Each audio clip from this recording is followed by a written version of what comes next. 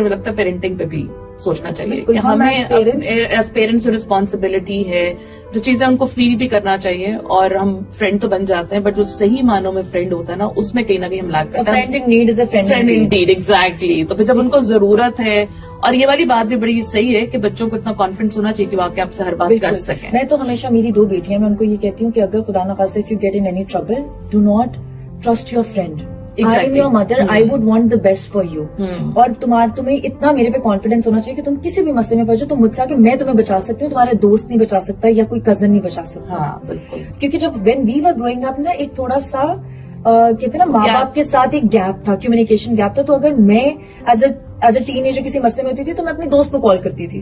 My mother was never my first, حالانکہ now I am really good friends with my mother شادی کے بعد، لیکن اس وقت میری mother was not my first. جیسے نا فرسٹ انسٹنٹ آپ کہتے ہیں کہ او ماما کو بتا دوں، ماما مسئلے. تو وہ والا کانفیڈینس ہم نے اپنے بچوں کو دینا، کیونکہ اب نا ایشوز بھی زیادہ بڑھ گئے. اس وقت تو ہم بڑے لمیٹڈ ماحول میں ہوتے تھے نا، مطلب میرا خیال اس وقت ماؤں کا کام ہوتا تھا بچوں کو ڈسپلن کرنا، ان کا اسکول روٹینز دیکھنا، ان کا ہوم ورک کرنا، اور کوئی ایسا ایکسپوجر نہیں تھا. ٹیوشن کرا دیا، کوئی ایکسپوجر نہیں تھا بچوں کا بھی، کوئی انٹرنیٹ نہیں تھا، کوئی چیزیں نہیں تھی. تو ہم خود بھی بڑے محدود اس پہ تھے نا. اب تو بچوں کے پاس دنیا ہے، تو پھر ظاہر ہے جو وہ گیپ ہے، کمیونیکیشن گیپ، ہم اپنے بچوں کے ساتھ رکھنا افورڈ نہیں کرتے بیسیکلی. بلنگ کے علاوہ there are lot of perverts out there. ہمیں نہیں پتا کوئی کیا بات 70 سال کا آدمی لڑکی بن کے آپ کی بیٹی سے بات کر رہا ہو، یا 70 سال کا آدمی بے شک لڑکی بن کے آپ کے بیٹے سے بات کر رہا ہو.